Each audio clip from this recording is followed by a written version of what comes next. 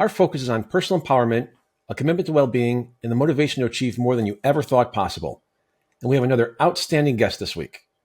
After years of guiding the relationship between the United States and India, Sanjay Puri has become a leading advocate guiding the conversation on how to regulate artificial intelligence. Through his weekly podcast, Regulating AI, Sanjay speaks with world leaders about the difficult question of how do we regulate AI without killing innovation. Sanjay is the founder and chairman of AutoNebula, an investment firm focused on connected transport startups that bridge the gap between the United States and India. He has served as the chairman of the United States-Indian Political Action Committee for 21 years. And he is the co-founder of Excel 360, a business accelerator that drives the growth and increases the enterprise value of small and mid-sized federal contractors. Sanjay Puri, welcome to Next Steps Forward. Thank you, Chris. Really pleasure to be here. We've been trying to schedule this for a while, so I really appreciate your time and your schedule. I know how busy you are, so thank you for being here. Sanjay, you've built a remarkable career at the intersection of technology, entrepreneurship, and global business. If you had to pinpoint one moment or decision that set your journey in motion, what would that be?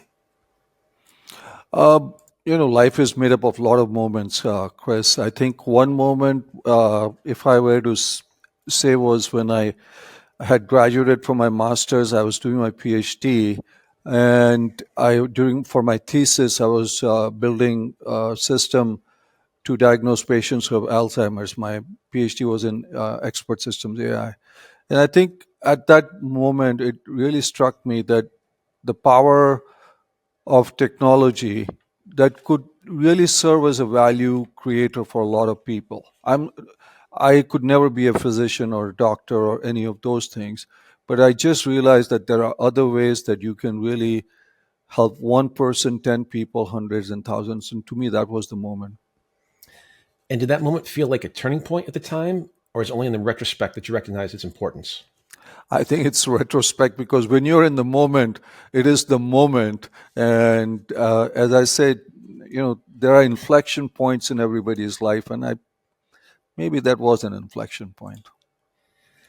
Was entrepreneurship something you always knew you wanted, or did it evolve over time? So, Chris, my dad was an entrepreneur.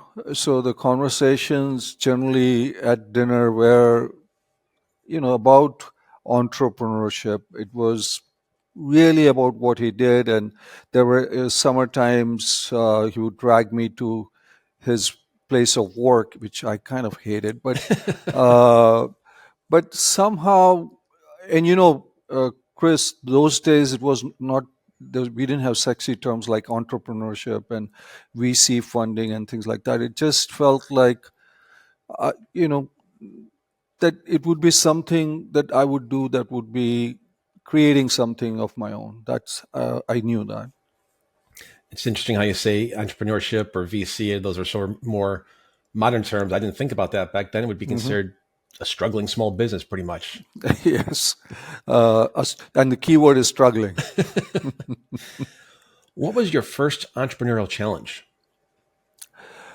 There were so many, but if I were to really think of one, Chris, and as I said, at that time, there was no VC funding and stuff like that. So it was really money. So I said, how do I solve that problem? I said, okay, I won't take a salary myself. So that's partly solved.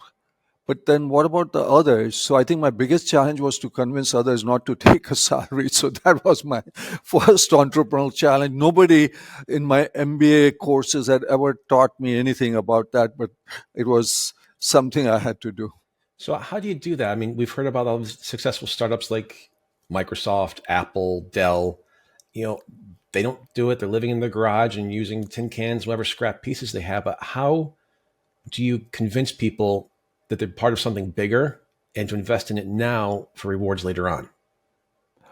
I think first, Chris, you got to believe in it yourself. And you really have to passionately believe in that, because passion is infectious. And whatever you call it, passion, belief, whatever that feeling is, it's infectious. So I think if you believe in something and you see a big vision and a big opportunity and you're credible and you come across as honest, there are others who want to believe in things too. And there are people who want to have a shared vision. So I think be honest, and also be honest that you don't have all the answers, but together we can figure it out. And what lessons did you learn early that still guide you today? Lessons that I learned early were, you know, um be focused. I think, again, I speak for myself, and I work with a lot of startup entrepreneurs. It's very, very easy to get distracted. And the other thing is, play to your strengths. Everybody has some strengths. There are people like Elon who have like multiple strengths. But I'm just saying, there are people. So if you have an expertise in certain areas, really hone in on that, and those things will carry you across. And also, don't fear a setback. Be There will be setbacks. I think, Chris, you and I both know that there will be good days, but there will be bad days. And I think uh, ultimately the good days outnumber the bad days. Otherwise, it's time to get out if they don't. And I guess going back to your point or your statement about how the phrase entrepreneurship didn't exist when you're getting started. Nowadays, it's a very common word. There are Mhm, courses being taught on it. There are majors in universities and colleges now. mhm. What makes somebody, or what entices an individual to, hey, you know what, I'm going to go be a startup. I'm going to go risk everything I have, even though I've got student loan debt, and I'm not going to go work for the government or go into finance or go be a teacher. I think a little bit of insanity is absolutely a necessary thing. As my friends would tell me, that I'm certifiably nuts. But and also seeing something that others don't, and believing in things that maybe others don't, and um, and just maybe sometimes doing things when others say no. But I think that's obviously, you don't want to jump off the cliff also, but sometimes there are a few cliffs that you need to jump without a parachute before you actually figure out how to use a parachute too. Um, but I think what makes an entrepreneur is, you see around the edges that nobody does, Chris. Have that optimism that that things will be better than they are today. If you don't have that sense of optimism, it's really, really hard to be an entrepreneur. When you have creditors chasing you, when you have employees in some cases leaving you, or not being able to recruit employees, just a range of things. Your lawyer says that your trademark was rejected, or this and that. You got to have an optimism that, hey, I'll find a way. So being the optimist, self-starter entrepreneur, you're everything from CEO to accountant to the guy taking the garbage out. Hmm. When you have those bad days, which to your point, more often than not, hopefully are fewer than the good days, how do you take care of yourself? What's your self-care? Because things have to win. Like you said, the creditors are coming. You've got employees looking for a paycheck. Your patent is delayed or whatever it may be. And so how do you fight through all of that so you keep yourself going and seeing, to your point, through everything and around the edges and keeping your optimism? I think again, I only speak for myself in a little way, that one has to keep the big picture in mind. That um, and when you look around the world, uh, there are a lot of bad things happening around the world. So uh, I think each one of us is blessed in more ways than we know of. So keeping things a little bit in perspective, and also that faith that you have in yourself. You got to have faith in yourself that, were you able to get out of bad situations before? And then also have a little bit of a system, or some core people around you that can be your sounding board. Also, tell you when the emperor has no clothes also. That's also very, very important. So I think those are the important things, Chris. Now, the phrase is kitchen cabinet I like to use. And so Yes, I can absolutely absolutely. totally relate to that. Yeah. So, as a follow up, I know we have some entrepreneurs and aspiring entrepreneurs in our audience today. Mhm. What makes a startup investment worthy in your book? I think the first thing, at least that I look at, is the entrepreneur. The entrepreneur themselves. Um, have they been in this journey before? And it's okay if they've not been, but if they've not been, have they been punched before, or have they had some kind of a setback in their life story? And I'm not looking for people just who have had setbacks alone, but found a way, because you will have to find a way. There will be many pivots that will come along.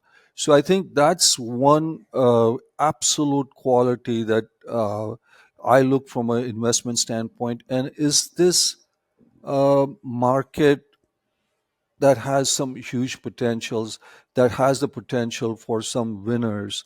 Is it, if it's too crowded a market, then why?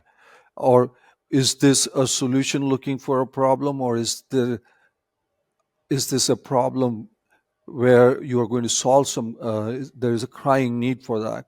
So I think those are the things that generally, but, and also, is there a team around this person, whether it's already in there or is on in the wings? I think those are the things, Chris, that make it investable. What are the biggest misconceptions that new founders have about starting or scaling companies, and what are their most common mistakes? Uh, and I'll rattle off, like I said, I have 106 mistakes of my own, but I don't think your show has got the length of for those mistakes. But generally, again, and I use the word entrepreneurship, is become a little bit of a sexy term in today's lingo. It's still a lot of work, a lot of sacrifices, a lot of opportunity costs that you have to give up.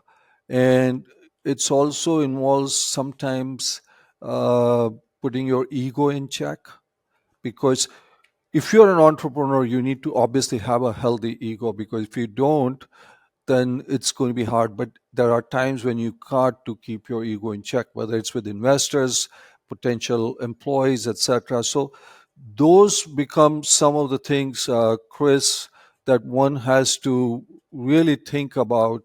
And you know, also, you know, if you think that you have a great technology and it's going to solve all the problems, no. It's customer maybe just wants a very simple solution. So I think those are some of the challenges that come across. What's the best advice you ignored but wish you hadn't as you were launching a startup? Again, there are many such, Chris, but I would say, one of the things that I had advised was focus, and focus on the core problem that you're trying to solve. I got carried away with, and this I see with a lot of entrepreneurs, you always look at the next shiny object. And it's the next shiny object syndrome I always see with entrepreneurs, and I've seen it with myself also.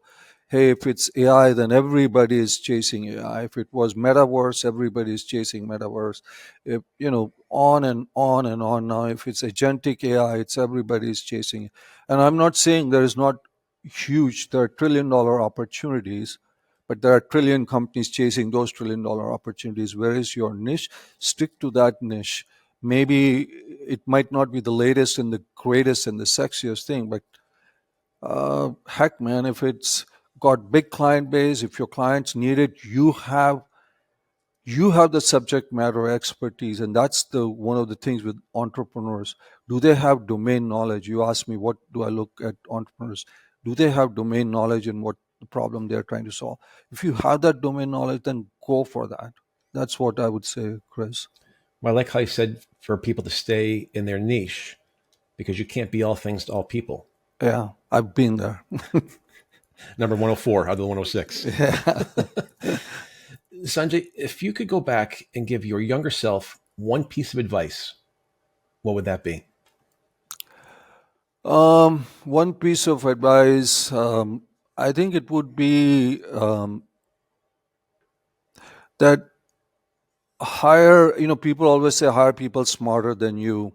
Um, I would say, yes, hire very smart people, but, and this is something I learned along the way, hire people whose values align with you. Because most people forget, even in this time of remote work and stuff like that, if you're in an early stage company, a startup, or whatever you want to call it, you're going to spend a lot of time with your co-founders or your early stage employees, and if their values don't align, it is going to lead to bad results. Because you can teach somebody Python, you can teach somebody, you know many different things. Obviously there's some foundational skills that people need to have, but your value alignment is either there or not there, and the chemistry that you have, but the value alignment is, to me, is critical. Because what happens is those shiny resumes and CVs with those fantastic backgrounds, people really tend to overlook the EQ, they tend to overlook the values, and especially the values, because you, Chris, have a certain value set that aligns with you, and it's very hard to change that. So you need people who kind of align that. So that, to me, was something I need. You mentioned at the beginning of the show how you would go to work with your father begrudgingly. What inspired you to become an entrepreneur, knowing what your thoughts were at that point, and then specifically in the tech space? But I want to be clear about begrudging. My dad used to have a chemicals and a paint business, and I hated the smell.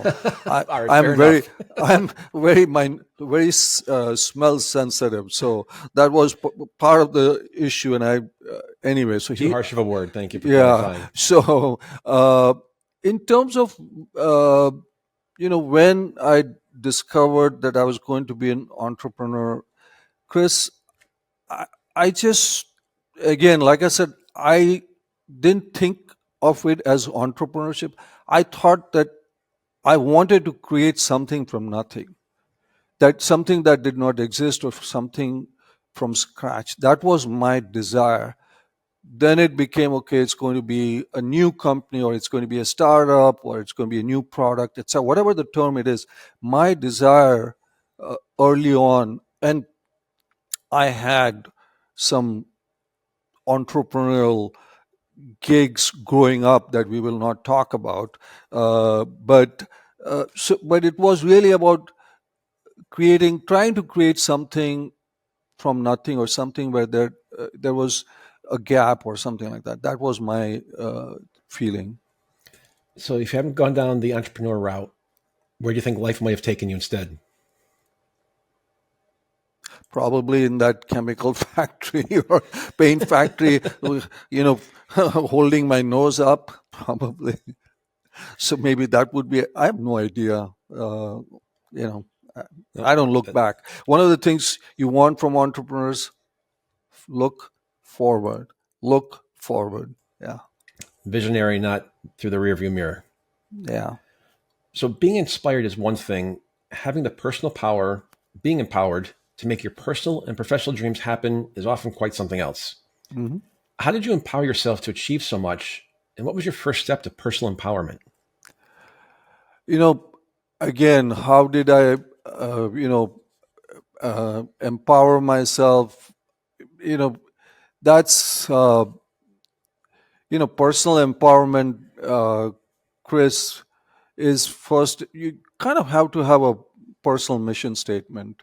And to me, one of the things that I always believe in is, um, if you treat people the way you want to be treated, and you build bridges with people, I think that really is a very empowering thing. Because ultimately it is really people, and you need teams, you need people around you. No matter, today we are in the world of technology, AI, agents, etc., there's still people who really need that.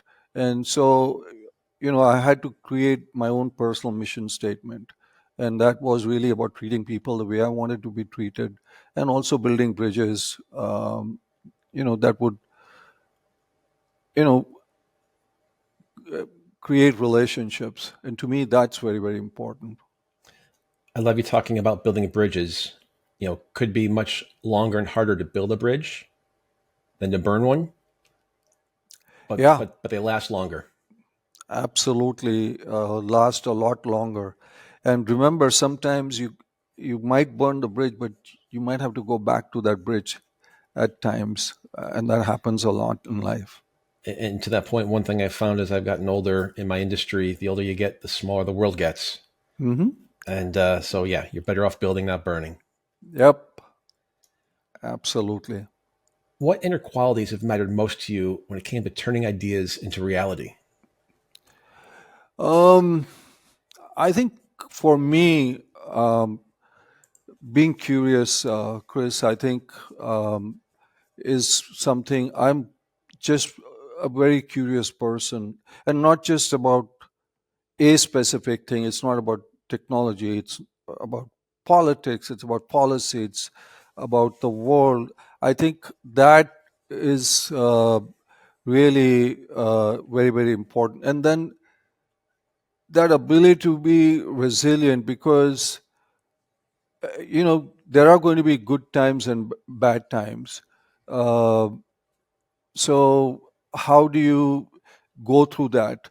And you know curiosity, the ability to be resilient, and again being optimistic. I think that those are things that matter to me most. And I love you and I have had a handful of conversations on politics, on policy, on technology and business. And so, to your earlier point, sort of birds of a feather, if you will, get connected and they build a bridge together. And so, again, your earlier statement as well, get people with core values around you and life gets a bit easier.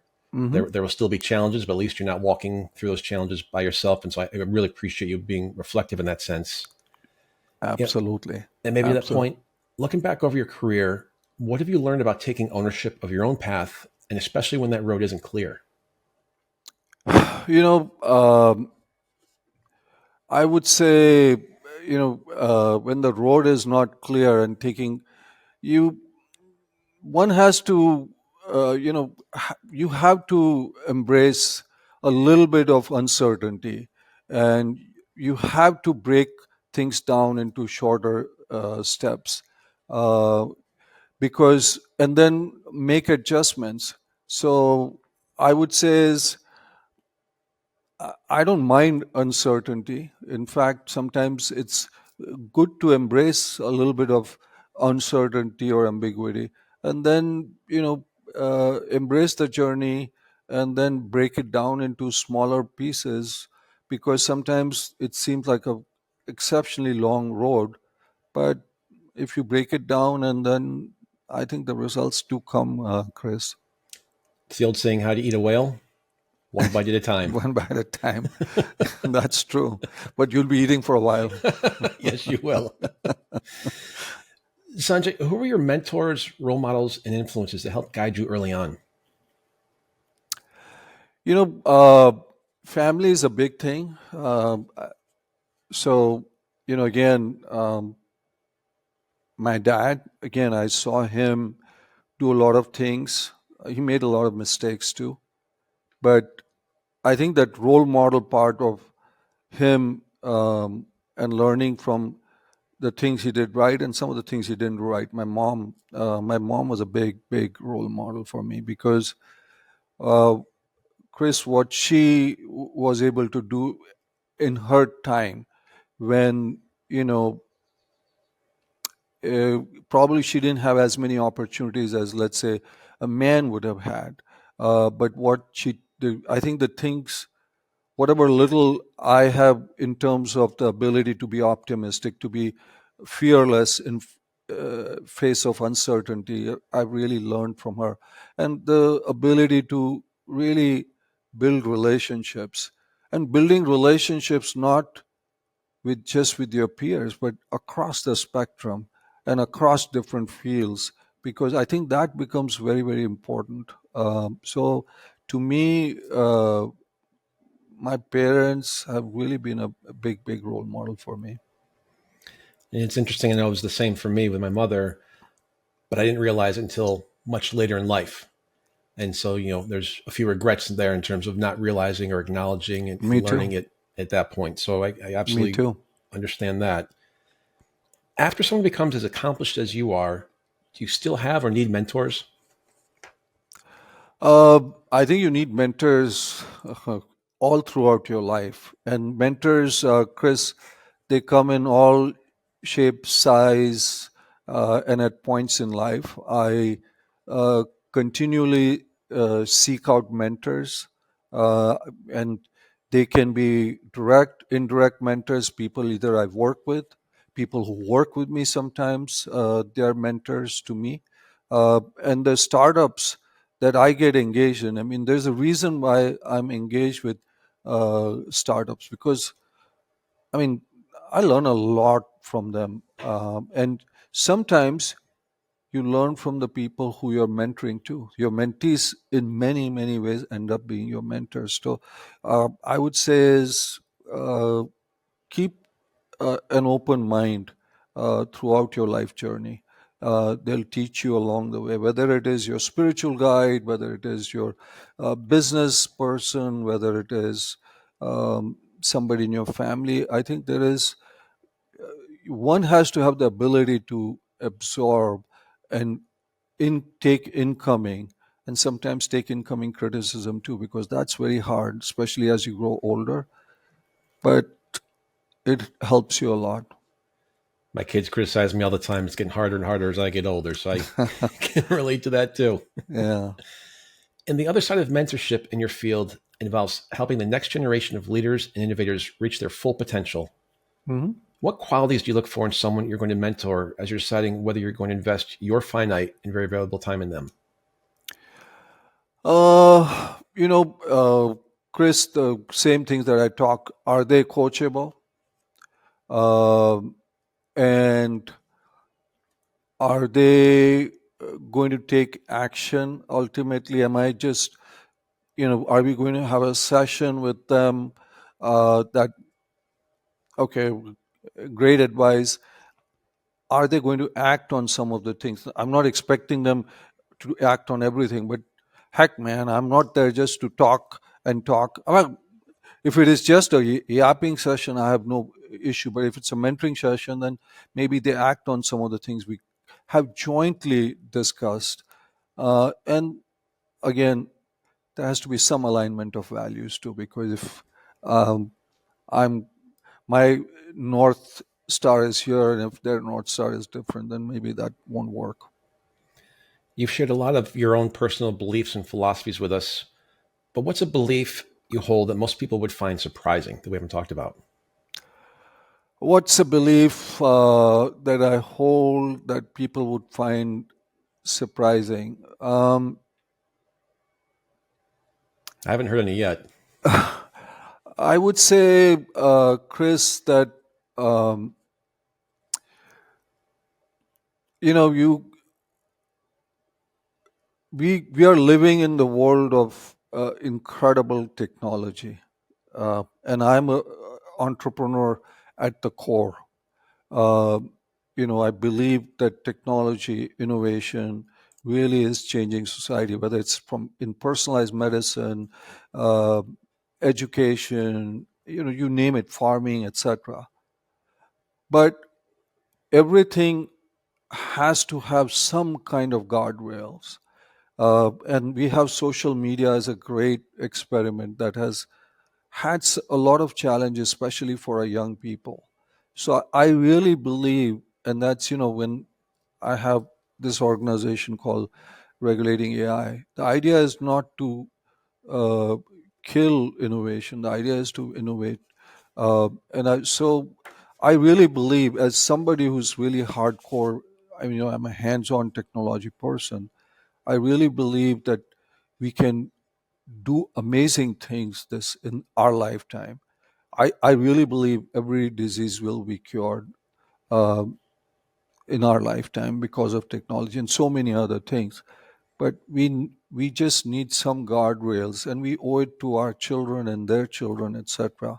Because when you look at social media, and I see this just across the board, in terms of, you know, the breaking up of the human connection, or and so many other things, the peer pressure it causes on young people, etc. I just think there could be more significant consequences. So I don't know if that helps. No, absolutely. What technologies or industries are you most excited about right now? And then what do you expect to do in those areas?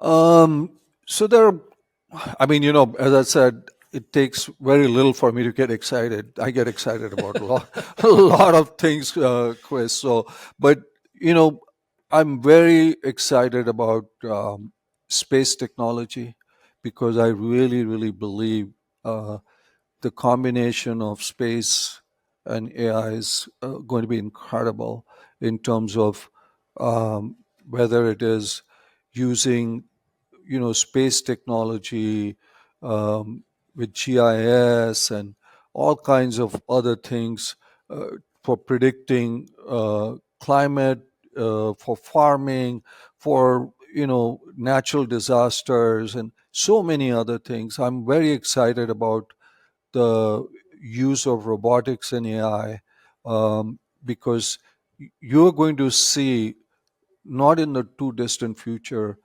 humanoids in large volumes of numbers, uh, humanoids that would help seniors who have mobility issues, humanoids who would help disabled, and humanoids who solve labor challenges that we have.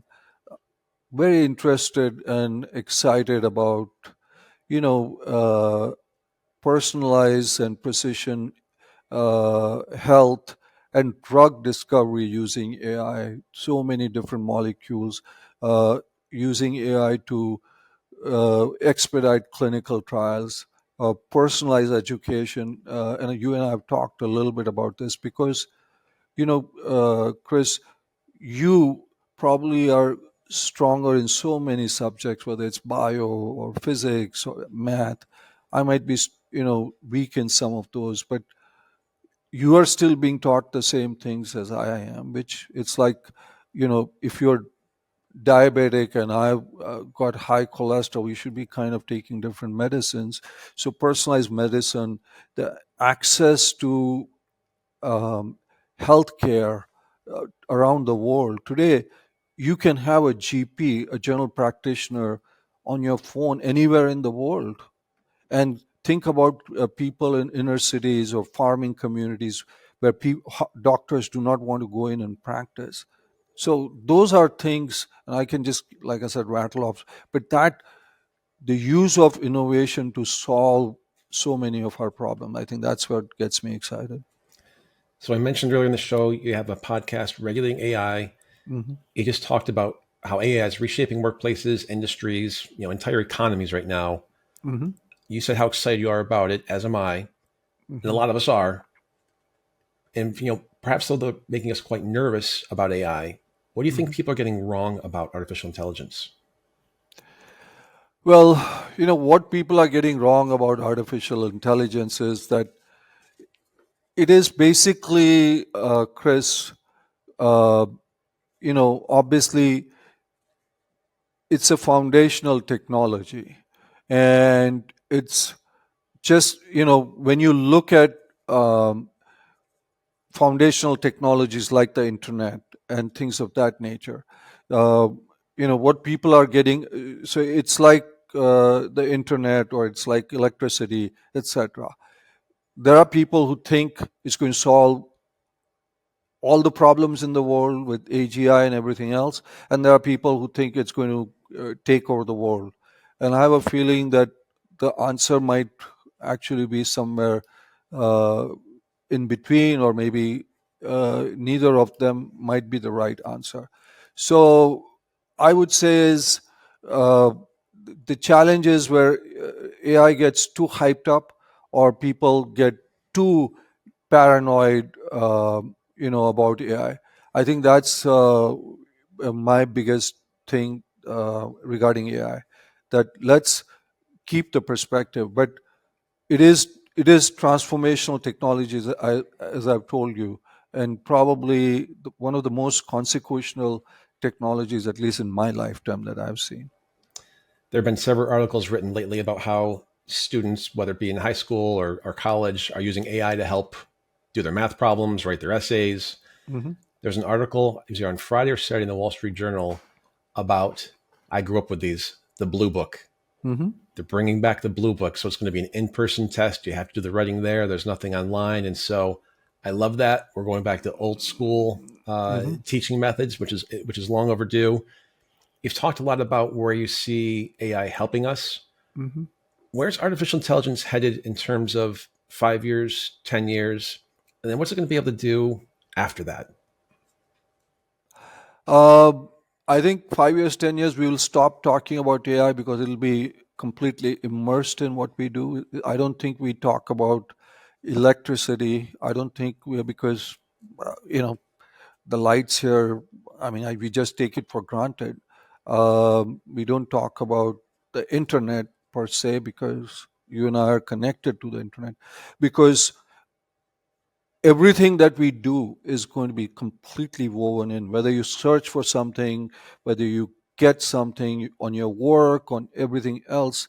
um, it's it is There will not be any industry or any activity in our life that will not have some element of whatever you call that, artificial intelligence, generative AI, whatever it is, but some form of that. And you're going to have access to so much productivity, and some of it, Chris, I'm sure you have seen yourself in your daily use. Just imagine what's coming down the pike. This is a, you know 2.5 years of what we have seen, that we have access to so much knowledge. Our behavior will change, because now what do we do with that knowledge? And I think that's where we will see an evolution that will be happening. Is we have tremendous knowledge at such fast speed, high speed. You have, Chris, 1,000 PhDs working for you. What do you do with that? Or you have the best medical surgeons from Mayo Clinic advising you. What do you do with that? So it is now just going to be a given that I have all that access, information, tools available to me. Where is life going to be? Is it going to give us more free time, more time to actually interact with each other? Because we lost some of that, because we were all running towards making things happen. We were running and spending an hour and a half in traffic if you're in Washington, D.C., etc. Maybe we don't need to do that. So again, that's the optimistic in me, saying that hopefully things will be a lot for the better, Chris, whether it's in healthcare, medicine, farming, you name it, manufacturing, oil and gas. Hopefully, we're going to see some really good things happening for us. We've been talking about technology and what people need to know about it. Let's shift gears for a minute if we can. Hmm. Let's talk about India. Okay. Most Americans might be able to find India on a globe, but probably don't have a depth of knowledge about the country. Hmm. What are some misconceptions about India that you'd like to see corrected? And what do Americans need to know about modern India and its future? What would I like to see? The conceptions have changed over time. So I'll just give you, since you talked about a globe, I'm very fond of globes. So uh, I sit with a globe next to me, and I have I have a huge map behind me, because it tells me all the places I still want to see. Again, birds of a feather. There's my globe Yes, and the map yeah, behind. yes, and I have a map behind too. So many places to see, so many cultures to learn from.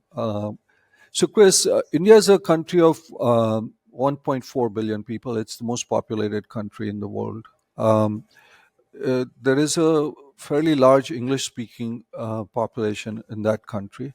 Um, it's also a country where education is put at a premium, where every parent's dream is that the child absolutely has to have a college degree. Now, whether that translates into jobs or things like that, we don't know.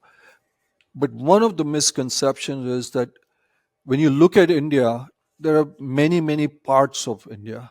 So when you go from one state to another, there are 26 states and other union territories. Chris, it's almost like going from one country to another, because in many cases the language, the food, the culture is very, very different. Uh, and so I think that's one. So there is many parts of that. Yes, there is one India, and it's a very, very young country, Chris. There's about, think about it, less than about 60% of the population is below the age of 30. So do the math, 1.4 billion times 6. So you've got, about 800 million people below it. So from a working age demographic, they have an immense advantage. Obviously, that needs to be put to work, because these people need jobs.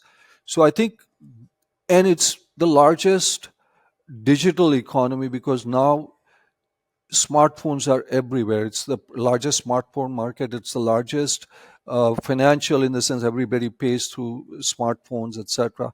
So, but still, there is a lot of income inequality. But a lot of progress has still been made, and um, so I would say those are some of the key things. It's a democracy, you know, and the values, in many cases, it's got a rule of law, democracy, freedom of press, a strong judiciary system. So they kind of align pretty well. Um, so I don't know if that helps. Nope, that's very helpful. Thank you. Hmm. How would you describe the current state of US India relations, and where do you see the biggest opportunities for collaboration between the two over the next decade? Chris, I think the US India relations are very strong. I mean, when you look, and it doesn't matter who's the president or who's going to be the prime minister in India, because now the trajectory is defined by uh, the values. There is a value set that comes together. And also, it is strategic for the United States that India sits in that region, which is, it sits next to China, and it's a democracy. It also happens to be a very growing market. It's one of the fastest growing economies in the world. I think it's now the fifth largest economy in the world. So uh, the trajectory is very good. There is a large Indian American population in the United States that really wants strong ties between these two countries, for a reason, because there is a value set synergy between two countries. So, and it will not matter who's the president here, who's the prime minister. I think the relationships will continue to grow. So, we mentioned you do two podcasts. As a key advocate for US and India relations, you're also the host of the Indianness podcast. You Hmm. use that platform to speak to and share the stories of high performing Indians and Indian Americans. Who have been some of your favorite people to feature, and what makes those people stand out in your mind? Oh, there's so many of them. I mean, I would say all of them. It's like picking children. Uh, Chris, I started the podcast because everybody used to ask me, hey, how come Indians are so successful? I said, let me ask the people who are successful what is their secret sauce. So that was, and it really became, doing a series on their life journeys. There are some amazing stories here, Chris. You have a gentleman who runs one of the largest generic pharmaceutical company in this country. He came to this country, and his first job was in a candy store, and he didn't speak English pretty well. Um, I mean, and I can go on and on and on. There are members of Congress. Then there are people who, where they grew up in villages, um, and came to this country and have achieved tremendous success. And then there is this lady who was at NASA in one of the key positions. She used to work in her father's motel growing up, and she wanted to become an astronaut, and she came very close to becoming an astronaut, but uh, She had, she was pregnant during that time, and for those reasons she could not, but she ended up running the Mars program at NASA. So, from uh, changing sheets in the motel to having the setback of not being able to be an astronaut but to running the Mars program. There's some incredible stories of a kid who got bullied when he came over to New Jersey and he was asked to change his name because it couldn't be pronounced. He ended up becoming the head of the dean of the medical school. He's currently the dean of medical school at Brown, and he became the COVID head of COVID during President Biden. So, kid who was told to change his name. He says every time I used to walk into the White House, it reminded me the greatness of this country. So India, it's about Indianness, but it's also about the opportunities and the greatness of the United States of America, because it really welcomes everybody who has a desire. It doesn't matter what, who, and where you're from. And where can people find that podcast? They can go to indianness.org. See, there's a sales plug. I told I'd get one in for you. Of course. Thank you, Chris. Thank you. Sanjay, clearly starting and leading businesses and motivating people are passions of yours. Mm-hmm. Outside of work, what energizes you?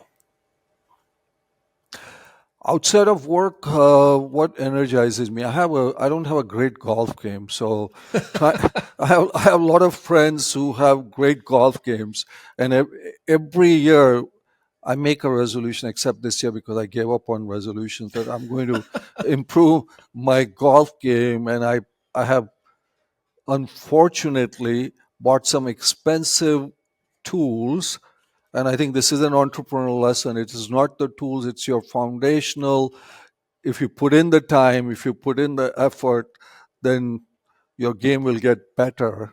And also, my friends tell me that you play with better players. And that's also an entrepreneurial lesson. Surround yourself with people who, in some cases, are more talented than you. So, I try a little bit of golf, not too well. I love to travel because you saw the globe that you and I have. It's really an education for me. It's really an education to learn about people, to learn about cultures, the values. Um, so those are some of the passions I have. And if people remember one thing about your journey, what would you want it to be? One thing about my journey, I would say only possible in the United States of America. That would be the one thing I would say about my journey. Well, that's a great way to end the show. Yeah. Thank you, Chris. Thanks for having me. No, really Sanjay Puri, thank you so much for being here. It was a lot of fun. I'm glad we were able to connect. And thank you to our audience, which now includes people in more than 50 countries, for joining us for another episode of Next Steps Forward. I'm Chris Meek. For more details on upcoming shows and guests, please follow me on Facebook at facebook.com/Chris Meek Public Figure and on X at Chris Meek_USA. We'll be back next Tuesday, same time, same place, with another leader from the world of business, politics, public policy, sports, or entertainment. Until then, stay safe and keep taking your next steps forward.